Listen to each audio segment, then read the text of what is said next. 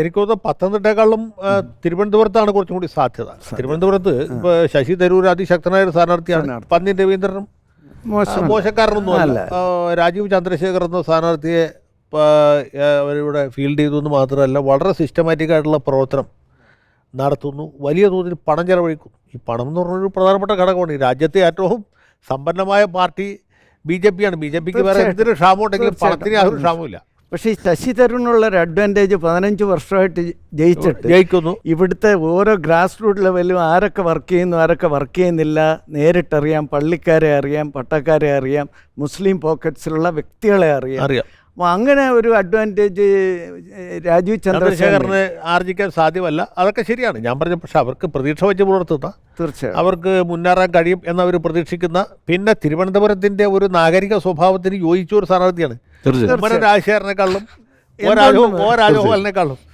ഈ തിരുവനന്തപുരത്തെ പാർലമെന്റ് തിരഞ്ഞെടുപ്പിലെ ജയം നിശ്ചയിക്കുന്ന ഇവിടുത്തെ തീരപ്രദേശം, ഒന്ന് ലത്തീൻ കത്തോലിക്കര്, രണ്ട് നാടക സമുദായം.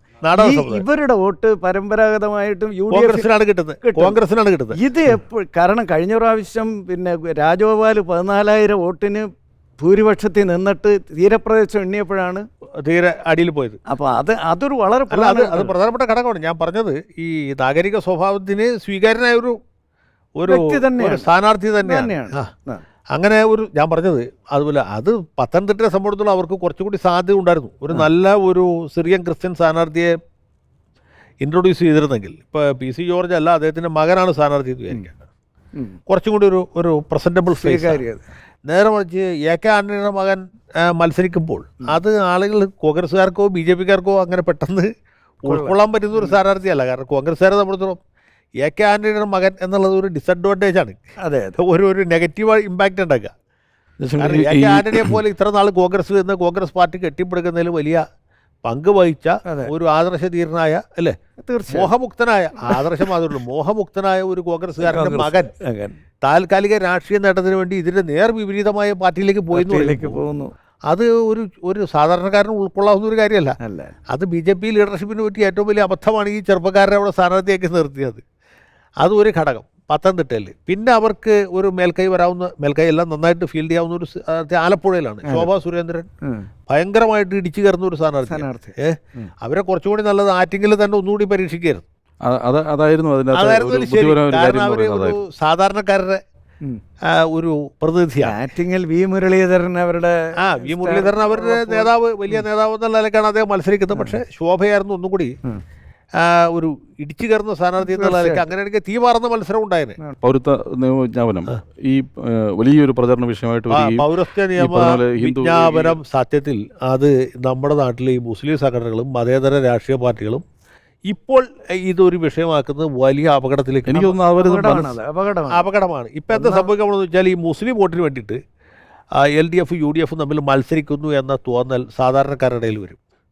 അപ്പോൾ എന്ത് പറ്റുമെന്ന് വെച്ചാൽ ഇതിന് വിപരീതമായൊരു ചിന്തയിലേക്ക് ആൾക്കാർ പോകും.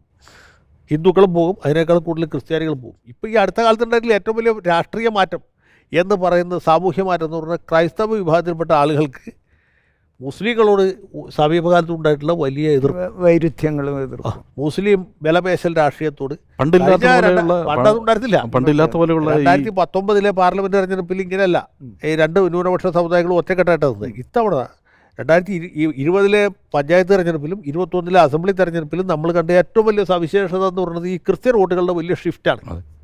അന്ന് ഷിഫ്റ്റ് ചെയ്തത് LDFിലേക്കാണ്. പക്ഷേ LDFിനുമായിട്ട് ഇവർക്ക് യോജിച്ചു പോകാൻ പറ്റുകയില്ല. അവരുടെ ക്രിസ്ത്യൻ രാഷ്ട്രീയം എന്ന് പറഞ്ഞാൽ എപ്പോഴും ഒരു LDF ആണ്, ആൻറ്റി കമ്മ്യൂണിസ്റ്റാണ്, ആൻറ്റി മാർക്സിസ്റ്റ്. സമീപഭാവിയിൽ ഇവരെ BJPയിലേക്ക് കൊണ്ടുവരാനാണ് BJP ലീഡർഷിപ്പ് ശ്രമിക്കുന്നത്. അതിന് വേണ്ടിയിട്ടാണ് അനിൽ ആന്റണിയെ കൊണ്ടുപോയത്. അതിന് വേണ്ടിയാണ് ടോം വടക്കനെ പോലെയുള്ള അന്യത ആരും കൈക്കൊള്ളാൻ കഴിയാത്ത ഒരു ആളെ പോലും അവർ ഏറ്റെടുത്തത്. വേറെ ഒരു പ്രശ്നമുള്ളത് ഈ പൗരത്വ ബില്ല്, രാമക്ഷേത്രം, ഇതൊക്കെ എന്ന് പറഞ്ഞാൽ ജനങ്ങളെ നേരിട്ട് ഭയങ്കരമായിട്ടും വിലക്കയറ്റം ഇതുപോലുള്ള പ്രശ്നങ്ങളിൽ നിന്ന് കംപ്ലീറ്റ് പിക്ചർ അങ്ങ് മാറും. എന്നിട്ട് രാഷ്ട്രീയമായിട്ട് ഉള്ള BJP നിശ്ചയിക്കുന്ന അജണ്ടയിൽ മാത്രം ചർച്ച വരും. ഇതിൽ ഞാൻ വേറൊരു കാര്യം പറയും. ഈ രാമക്ഷേത്രം എന്ന് പറയുമ്പോൾ നമുക്ക് ശബരിമല പോലെ വൈകാരികമായിട്ട് തോന്നുകയില്ല. ശബരിമല നമ്മളെയൊക്കെ നേരിട്ട് ബാധിക്കുന്ന വിഷയമാണ്. കാരണം നമ്മൾ ഓരോ മലയാളിയുടെ ഹൃദയത്തിൽ ഒരു അയ്യപ്പനുണ്ട്. ശ്രീരാമൻ എന്ന് വെച്ചാൽ അങ്ങനെ എല്ലാം വളരെ ദൂരെയുള്ള ഒരു സംഗതിയാണ്. പക്ഷേ ഇതിൽ പോലും നമ്മൾ മനസ്സിലാക്കേണ്ട ഒരു കാര്യമുണ്ട്. ഈ RSSകാർ വളരെ കൃത്യമായിട്ടൊരു അജണ്ട സെറ്റ് ചെയ്ത് എങ്ങനെ വെച്ചാൽ അതിൽ ചർച്ച നടക്കുക മാത്രമല്ല, രാമക്ഷേത്രത്തിൻ്റെ പ്രാണപ്രതിഷ്ഠ അല്ലെങ്കിൽ ഉദ്ഘാടന ചടങ്ങിൽ പ്രധാനമന്ത്രി പങ്കെടുക്കണമോ വേണ്ടയോ എന്ന കാര്യത്തിൽ ഒരു ചർച്ച നടക്കും. അതൊന്നും ആരും ചർച്ച ചെയ്യേണ്ട വിഷയമല്ല.